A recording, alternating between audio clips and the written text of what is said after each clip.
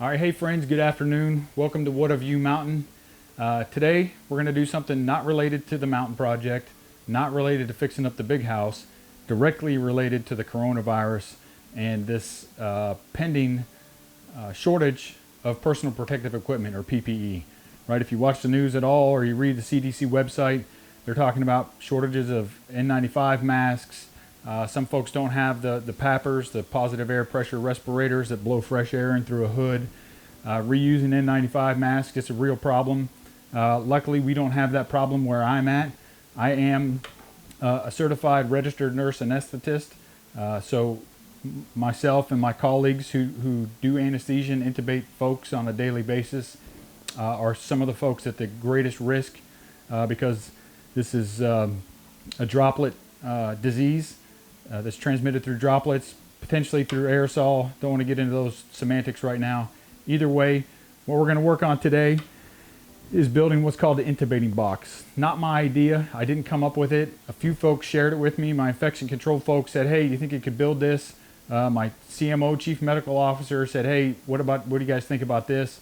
I'll put a link down below to the site with all the schematics, the measurements, how to do it. Okay?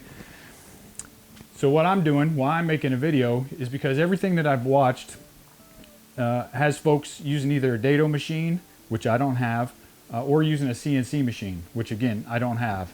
As you can see, I have a router, I have some ingenuity, and we're gonna see if we can make this thing work, okay? What we have here, I have a big old sheet of acrylic, okay?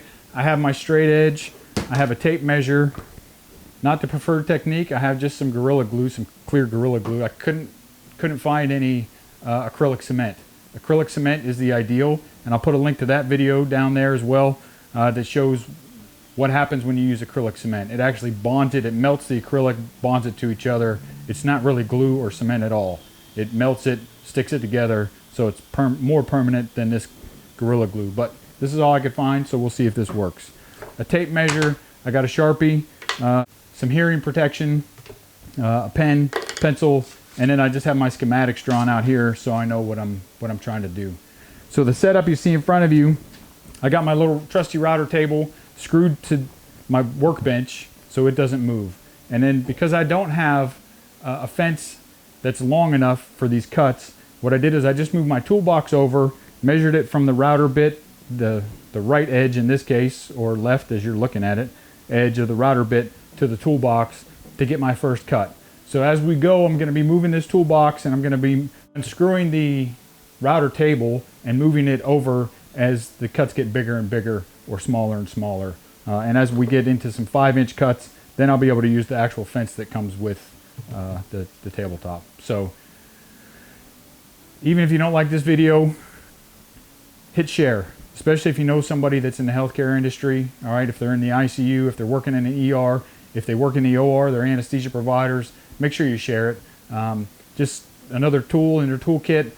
It's not going to stop as well as an N95 or a PAPR mask, but one more layer of protection. It's relatively cheap. This big old sheet of acrylic costs like $100. So stick around, check it out. Let's see if we can get this thing made. Okay, so the first thing we're going to do, because I have this set up for 15 3/4 or 15.75 inches, I'm going to measure on my acrylic. I'm going to measure out 15 3/4 inches. I'm going to use my Sharpie right here along the edge, and I'm going to mark 15 3/4. Then I'm going to go to the center, same deal, 15 3/4. Then I'm going to go to the far end, and I'm going to measure 15 3/4.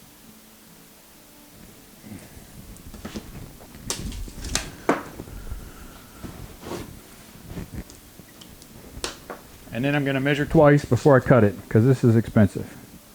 15 3/4, 15 3/4, 15 3/4.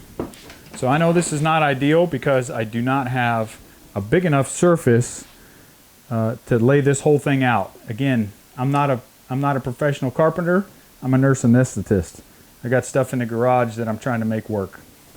So here we are at 15 3/4. I'm just going to put my straight edge across there, hold good firm pressure on it, to make sure that I like where everything's lined up. Now I got my 15 3/4. I'm going to etch my line with my marker. 15 3/4. All right, now let's see if we can lift this thing up and get it cut.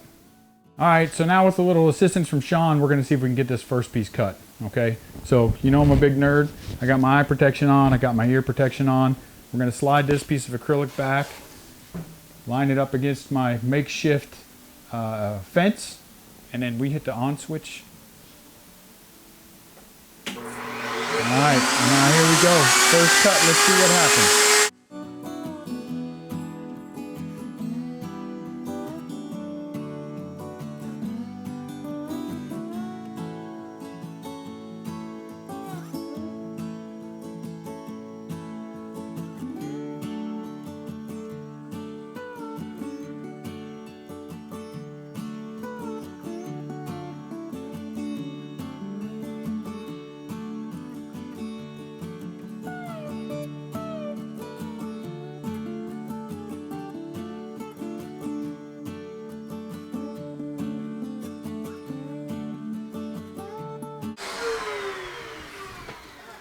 And there you go, Bob's your uncle.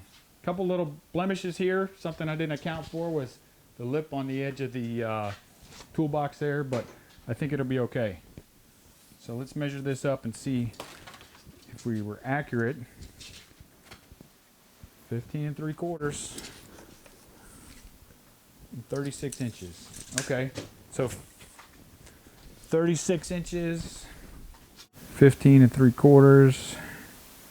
So we almost got enough for the right and left edges. We might just have to make it a titch smaller. Good. All right, so as you can see, we cut this piece out. I don't know if you can appreciate that from there. The edges are pretty rough, so we'll have to smooth those out. We'll work on that in a minute. And like I said, we hit a couple divots here, but I think we'll be able to smooth those out with some sandpaper. So this is going to be our top piece. So I just wrote top right over here, so I know when I cut it that this is going to be the top piece. So what we're going to do next is I'm going to unscrew the router table from the bench, and then I'm going to move it over so that we get 19 1/2 inches. Okay, so let's do that.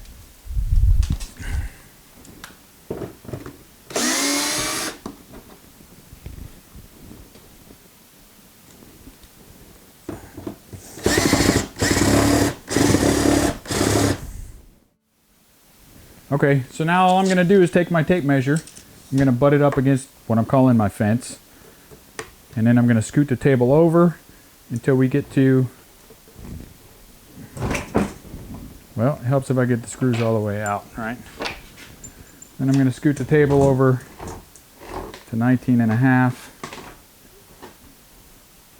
19 1/2, so we're at 6 5/8, 6 5/8. 6 5/8, 6 5/8, 19 1/2. Well, let's keep trying it till we get it right. 6 5/8. Okay, there we go. I'm happy with that. So now we're 19 1/2. Now I'm just going to throw a couple screws in, back in, just to secure this bad boy in place. So it doesn't move too much. It's going to move a little, but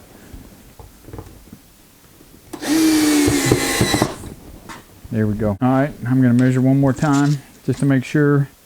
19 1/2. So you probably can't see from there, but I'm 19 1/2 to this side of my router bit.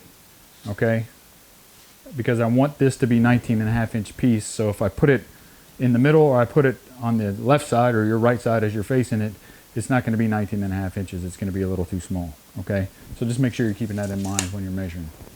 So let's get geared back up here and get these other pieces cut. Okay, so now we cut this piece. I'm just going to verify again. 19 1/2, 19 1/2, 19 1/2. So now we're good. And again, I wrote my marks on here. So again, I don't know if you can see it. Or is it on my side? You really can't see it. But here will be the left side and here will be the right side. 19 1/2. So I'll have to go back to 15 3/4. I should have thought that through. But it's all good. It's a couple screws and I'll pull it up. But I do need to cut the front piece, which will be 19.5 again. So we'll go back to this piece. I'm gonna measure my 19.5 again.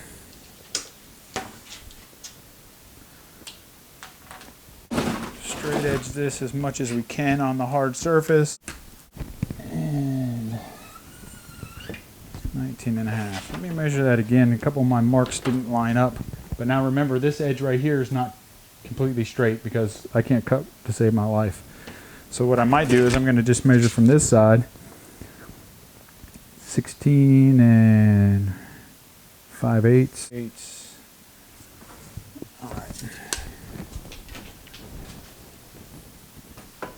So this will be the front, left, right, top. Okay. Let's fire it up and do it one more time. Yep.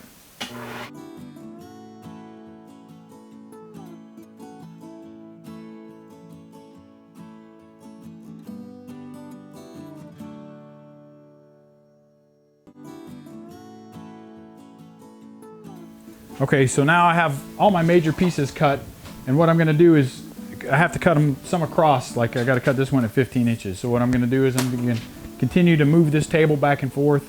I did all the major cuts that I could that were the same length. Now it's just going to be some kind of tedious, move the table over, get it to say 15 inches for this cut, make that cut, move the table back, move it, because the next 3 cuts that I have to make are all different sizes. So it's just going to be the same thing. Measure, mark my line, move the table, make sure it's square to the makeshift fence, and then get to cutting.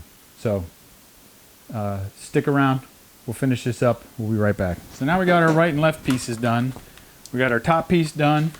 We just need to finish up the dimensions on the front piece, and then we'll get these edges cleaned up, because as you can see, these are pretty nasty, gnarly edges, which is why, like I said at the beginning, they recommend using a dado machine or a CNC machine, but I'm just trying to show that you can do it with a router. It might take longer, might be a little harder, but you can still get it done, especially if that's all you got.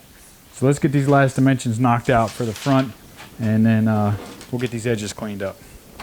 19.5, 20.5.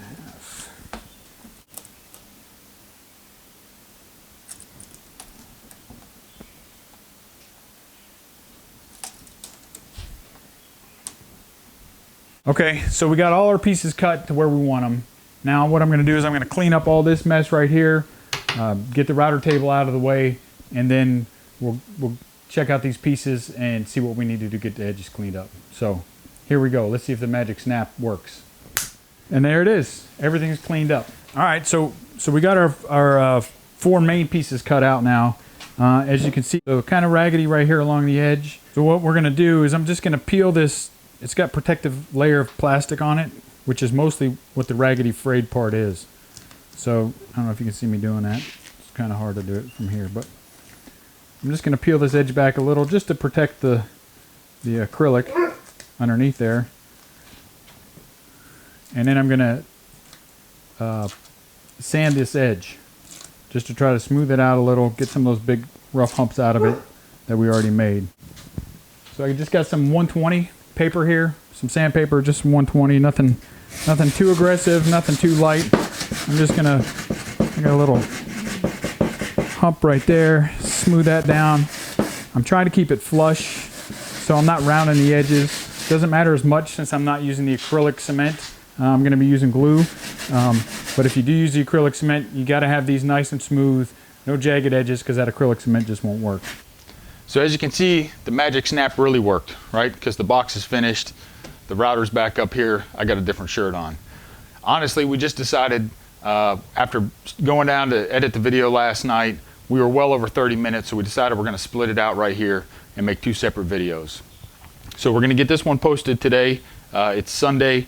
Make sure, like I said, that you like and subscribe if you want to, but definitely share with your friends and colleagues who work in the hospital setting, because as you can see, it's finished. I got some cleaning up to do here And you'll see we used a skill saw on this, not the preferred technique. It made it pretty raggedy and caused some cracks, but we're gonna work on that today, get that cleaned up. So we'll get this video out. As always, thanks for stopping by, and y'all take care of yourselves. Come on, baby. You gotta focus. You need me to do something? You're gonna be the vacuum cleaner. Oh, yeah. I forgot about that. I'll be your vacuum cleaner. Thank you, baby.